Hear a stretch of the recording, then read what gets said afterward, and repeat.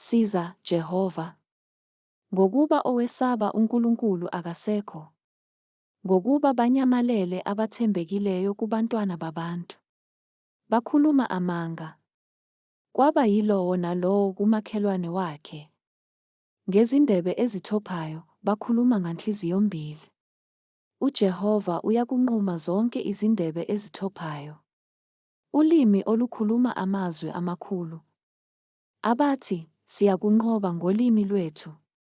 Izindebe zethu zinathi, ngubani oyinkosi phezu kwethu na?